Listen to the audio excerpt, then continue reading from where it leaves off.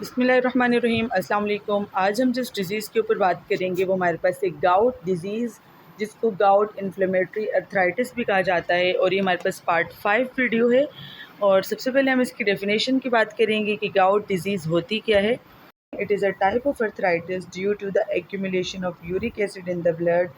This causes uric acid crystals to form in the joints, and the patient will experience severe pain, inflammation, redness and limited mobility. इस बात का ये मतलब है कि जो गाउट डिजीज़ है वो एक ऐसी बीमारी है जो कि जॉइंट को इफ़ेक्ट करती है, और ये अर्थराइटिस की एक टाइप है। यानी अर्थराइटिस का क्या मतलब होता है? Inflammation of joint. तो इसमें हमें क्या बता रहे हैं कि जो गाउट है ये अर्थराइटिस की एक टाइप है। इसका जो मेन रीज़न होता है वो ये है कि ब्लड के अंदर यूरिक एसिड जो है वो ज़्यादा जमा हो जाता है, और यूरिक एसिड जो है वो जिस्म से प्रॉपरली निकलता नहीं है, तो ब्लड के अंदर क्या है वो इंक्रीज़ हो जाता है, जिसकी वजह से गाउट डिजीज़ जो है वो होती है। अब यूरिक एसिड करता क्या है? ये छोटे छोटे क्रिस्टल की शक्ल में बदल जाता है, और ये जो क्रिस्टल हैं जाकर जॉइंट्स के अंदर डिपॉजिट हो जाते हैं, इसकी वजह से पेशेंट को सीवियर पेन फील होता है, वहाँ पर इन्फ्लेमेशन हो जाती है, रेडनेस होती है, और लिमिटेड मोबिलिटी हो जाती है। लिमिटेड मोबिलिटी का मतलब है कि जॉइंट को मूव करना वो ज़्यादा मुश्किल हो जाता है। क्या बता रहे हैं? Points to remember. इसमें हमें क्या बोल रहे हैं? The patient has issues with high uric acid level in the body. इस बात का ये मतलब है कि पेशेंट की बॉडी के अंदर अगर यूरिक एसिड की मिकदार ज़्यादा हो गई है, जो कि नॉर्मल से हाई है, तो फिर क्या होगा? The patient is producing too much uric acid और नॉट एक्सक्रीटिंग इट नॉर्मली। यानी या तो पेशेंट की बॉडी में यूरिक एसिड की मिकदार ज़्यादा हो गई है जो कि नॉर्मल से हाई है, या फिर बॉडी जो है वो ज़्यादा यूरिक एसिड बना रही है, या फिर जो किडनी है वो इसे सही तरीके से यूरिन के ज़रिए नहीं निकाल रही। तो क्या होगा? Sharp needle like urate crystal from around the joints causing intense inflammation along with pain and redness. तो यूरिक एसिड जो है वो जॉइंट के इर्द गिर्द सुई जैसे तेज़ क्रिस्टल बना देता है, जो कि बहुत ज़्यादा पेनफुल होते हैं। उससे सूजन होती है, वहाँ पर दर्द होता है, लालपन का सबब बनते हैं। It tend to most commonly occur in the big toe but can affected finger, elbow, knee, small toe, wrist. यानी ये जो मोस्टली है ये बिग टो यानी जो पाँव का अंगूठा है उसको अफेक्ट करता है, लेकिन उसके अलावा ये फिंगर को, एल्बो को, नी को, स्मॉल टोज़ और रिस्ट को भी जो है वो अफेक्ट कर सकता है। तो यहाँ पर हम देखेंगे कि यूरिक एसिड होता है क्या है, सबसे पहले उसकी बात करेंगे। It is a waste product created from the purine breakdown. ये एक वेस्ट प्रोडक्ट है जो कि प्यूरिन की ब्रेकडाउन की वजह से होता है during digestion. It enters the blood stream and it's filtered through the kidney and excreted out in the urine. तो प्यूरिन की डाइजेशन के बाद जो है वो यूरिक एसिड एंटर हो जाता है ब्लड स्ट्रीम में, और फिर वहाँ से किडनी जो है इसे फिल्टर करके यूरिन के ज़रिए बॉडी से एक्सक्रीट आउट कर देती हैं। The kidney plays a role in keeping the uric acid level within normal range. यानी जो किडनी है वो यहाँ मेन रोल प्ले कर रही है यूरिक एसिड को नॉर्मल रेंज में रखने के लिए। Therefore if the kidneys are damage there is a high risk of uric acid level increasing. अगर किडनीज जो हैं वो डैमेज हो जाती हैं तो बॉडी के अंदर हाई रिस्क हो सकता है यूरिक एसिड लेवल जो है वो बढ़ जाए। तो सबसे पहले हम देखेंगे कि प्यूरिन क्या होता है। What is purine? It is a chemical compound used as a building block for nucleic acid, DNA and RNA in our body. Food that are rich in the purine include, यानी purine की अगर हम बात करें तो एक chemical compound है जो कि हमारी बॉडी में जो न्यूक्लिक एसिड है यानी डीएनए और आरएनए उनको बनाने के लिए जो है बेसिक बिल्डिंग ब्लॉक्स होता है प्यूरिन। तो सिंपली अगर मैं इसको रिव्यू करूँ तो हमारी बॉडी के अंदर जो प्यूरिन है वो एक केमिकल कंपाउंड है जो कि बॉडी में डीएनए और आरएनए बनाने के लिए बेसिक बिल्डिंग ब्लॉक होता है। जब बॉडी में प्यूरिन की ब्रेकडाउन होती है तो उसके नतीजे में वेस्ट प्रोडक्ट बनता है जिसको बोलते हैं यूरिक एसिड। और जो यूरिक एसिड है ये यहाँ से ब्लड स्ट्रीम में जाता है, और फिर जो किडनीज़ हैं वो इन्हें एक्सक्रीट आउट कर देती हैं यूरिन के थ्रू। लेकिन अगर किसी भी वजह से किडनी डैमेज हो गई हैं और ये जो यूरिक एसिड है ये बॉडी से एक्सक्रीट आउट नहीं हो पाता, तो जिसकी वजह से यूरिक एसिड का लेवल हमारे ब्लड में बढ़ जाता है, और ये जॉइंट के गिर्द क्रिस्टल फॉर्मेशन बनाकर गाउट डिजीज़ की वजह बनता है। तो जो प्यूरिन है ये कुछ फूड के अंदर भी मौजूद है। उस फूड के अंदर हमारे पास क्या क्या शामिल हैं? Remember these food categories. इनमें हमारे पास इंटरनल ऑर्गन है जिसमें मीट यानी लिवर, किडनी, स्वीट ब्रेड हमारे पास थाइमस है, पेनक्रियाज है, इनके अंदर बहुत ज़्यादा अमाउंट में प्यूरिन पाया जाता है।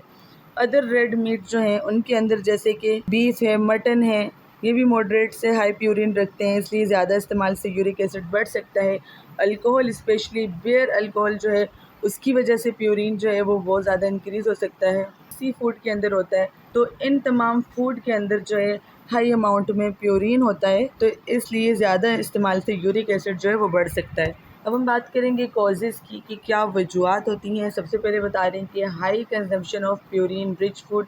अभी जैसे हमने ज़िक्र किया कि जो अगर प्यूरिन रिच फूड है उनका ज़्यादा इस्तेमाल करने से जो है बॉडी के अंदर यूरिक एसिड की मिकदार बढ़ जाती है। अल्कोहल के यूज़ करने से अगर पर्सन डिहाइड्रेट है, डिहाइड्रेशन की वजह से यूरिक एसिड की मिकदार बढ़ जाती है, यानी जब बॉडी में पानी कम होता है तो किडनी जो है वो प्रॉपर फिल्टर नहीं कर पाती हैं, जिसकी वजह से यूरिक एसिड का लेवल जो है वो बढ़ जाता है। ओवरवेट की वजह से बढ़ जाता है। Physical stress on the body. Physical stress on the body का मतलब ये है कि अगर कोई सर्जरी हुई है, कोई ट्रॉमा हुआ है बॉडी में, या फिर कोई सीवियर इलनेसेस हुई हैं, उनके अंदर क्या होता है, बॉडी सेल जो है वो ज़्यादा ब्रेक डाउन होते हैं, जिसकी वजह से प्यूरिन जो है वो ब्रेक डाउन होकर यूरिक एसिड को इंक्रीज़ कर देता है। उसके अलावा किडनी प्रॉब्लम अगर होंगी या कुछ मेडिकेशन जिनके अंदर हमारे पास एस्पायरिन आ जाती है, वो यूरिक एसिड के लेवल को इंक्रीज़ कर देती है। नियासिन है, साइक्लोस्पोरिन है जो कि इम्यून सप्रेसर है, लूप एंड थायजाइड डाययूरेटिक हैं। तो ये कुछ मेडिकेशन हैं जो कि हमारी बॉडी के अंदर यूरिक एसिड की मिकदार को इंक्रीज़ कर देती हैं। इनके साइन एंड सिम्टम को देखेंगे तो सबसे पहले हम एक्यूट गाउट अटैक को देखेंगे। एक्यूट गाउट अटैक क्या है? ये अटैक कभी भी अचानक हो सकता है या कभी साल में सिर्फ कुछ दफ़ा हो सकते हैं। तो एक्यूट गाउट अटैक क्या है? अचानक शुरू होने वाले अटैक। इनके अंदर हमें क्या बता रहे हैं, हैपन रैंडमली, में only happen a few times and last 1 to 2 weeks. इस बात का ये मतलब है कि ये अटैक जो हैं कभी भी अचानक हो सकते हैं, कभी साल में सिर्फ कुछ दफ़ा होते हैं और आम तौर पर 1 से 2 हफ्ते तक रहते हैं। Start out in the big toe में also affect the finger, elbow, wrist, knee, heel, toes. यानी जो ये ज़्यादातर पाँव के अंगूठे से स्टार्ट होते हैं, लेकिन इसमें उंगलियां, कहनी, कलाई और दूसरे टोज़ को भी ये अफेक्ट कर सकते हैं। इसके अलावा क्या कह रहे हैं, इसमें स्वेलिंग होगी, रेडनेस होगी, पेन होगा जॉइंट के अंदर। As the day progresses, the pain intensifies 4 to 24 hours and the patients may have joint stiffness. The affected area is very sensitive and the slightest pressure on the joint cause intense pain. इस बात का ये मतलब है कि दिन के साथ 4 से 24 घंटों में जो दर्द है वो बहुत ज़्यादा बढ़ जाता है और जॉइंट जो है इसमें बहुत ज़्यादा सख्त हो जाते हैं और इफ़ेक्टेड जगह बहुत ज़्यादा सेंसिटिव हो जाती है। इतनी ज़्यादा सेंसिटिव हो जाती है कि हल्का सा प्रेशर पड़ने से इतनी ज़्यादा सेंसिटिव हो जाती है कि हल्की सी टच या फिर प्रेशर से भी बहुत ज़्यादा तेज़ दर्द का सबब बनती है। तो ये हमारे पास एक्यूट गाउट अटैक की साइन सिम्टम है। अब बात करेंगे क्रोनिक अटैक की। इसमें हमें क्या बता रहे हैं, joint become permanently damage because urate crystal start to form together in a large message called tophi. यानी जो हमारे पास क्रोनिक अटैक है, ये वो स्टेज है जब डिजीज़ लंबे अरसे तक रहती है और बार बार इसके अटैक हो रहे होते हैं और टाइम के साथ जो है जॉइंट हमेशा के लिए डैमेज हो जाते हैं, क्योंकि इसमें क्या होता है, जो यूरिक एसिड है उनके क्रिस्टल इकट्ठा होकर एक बड़े से लम्स बना लेते हैं जिनको टॉफ़ी कहते हैं। The tophi are white yellowish nodules that can be found under the skin on the helix ear, elbow, finger, toes etc, joint, bursa, bones etc। यानी टॉफ़ी क्या है, ये सफ़ेद और पीले रंग के छोटे छोटे नोड्यूल्स होते हैं जो कि स्किन के नीचे नज़र आ रहे होते हैं, जैसे कि इस डायग्राम में नज़र आ रहे हैं। ये फिंगर की शेप बिल्कुल एबनॉर्मल होगी है। यहाँ यूरिक एसिड की छोटे छोटे क्रिस्टल जो हैं वो यहाँ पर एक्यूमुलेट हुए हैं और ये वाइट और येलोइश नोड्यूल बन गया है जिसे टॉफ़ी कहते हैं। इसमें हमें ये बता रहे हैं कि ये मोस्टली जो है अंडर द स्किन पाई जाती है, एल्बो में, फिंगर में, टोज में, हिलेक्स ऑफ द एयर में पाई जाती है और जॉइंट, बर्सा, बोन सबको ये अफेक्ट कर रही होती है। उसके बाद हम बात करेंगे नर्सिंग इंटरवेंशन फॉर गाउट। तो इसमें नर्सिस का क्या रोल है, उसकी क्या इंटरवेंशन है। सबसे पहले बता रहे हैं, assist patient joint specially toes, finger, elbow for warmth, redness और pen.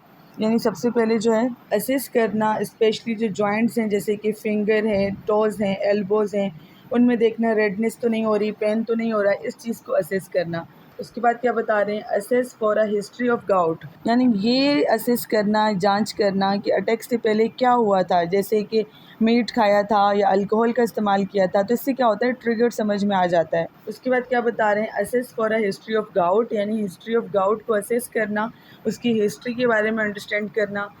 Cold and warm compression if tolerate by the patient alternate between cold and warm. Cold and warm compression का मतलब ये है कि ठंडी पट्टी जो है वो सूजन और दर्द को कम करती है और जो गर्म पट्टी है वो ब्लड फ्लो को इम्प्रूव करती है। तो दोनों को जो है वो अल्टरनेट यूज़ करना। उसके बाद क्या बता रहे हैं, इफ़ गाउट इज़ प्रेजेंट, अगर गाउट प्रेजेंट है तो assist the event leading up to the flare up, यानी इस चीज़ को जांच करना है कि अटैक से पहले हुआ क्या था, जैसे कि क्या ज़्यादा मीट या फिर अल्कोहल का इस्तेमाल किया है। तो इस चीज़ को जांच करने से क्या होगा, जो ट्रिगर है वो समझ में आ जाता है। यानी leading up to flare up का मतलब है, फ्लेयर अप का मतलब है कि बीमारी का बढ़ना, ये किस वजूहत से जो है वो इंक्रीज़ हो रही है, गाउट इंक्रीज़ हो रहा है, इससे पहले ट्रिगर क्या था, तो इस चीज़ को असेस करना। Educate on low purine diet and to avoid foods rich in purine, red meat, internal organ meat, seafood, alcohol, beers। यानी पेशेंट को एजुकेट करना है कि वो लो प्योरिन डाइट का यूज़ करें और जो रिच प्योरिन डाइट है या फूड है उनसे क्या करें, अवॉइड करें। इसके अलावा क्या कह रहे हैं, stay hydrate 2 to 3 litre per day unless कंट्रा indicated, यानी रोज़ाना 2 से 3 लीटर पानी पीने का मशवरा देना। अगर कोई मेडिकल रिस्ट्रिक्शन ना हो तो ज़्यादा से ज़्यादा पानी पीना है। इससे क्या होता है, जो यूरिक एसिड है वो यूरिन के ज़रिए बॉडी से निकल जाता है। Bed rest with affected extremities in a foot board और cradle to keep area from pressure, bed linen and accidental bomb.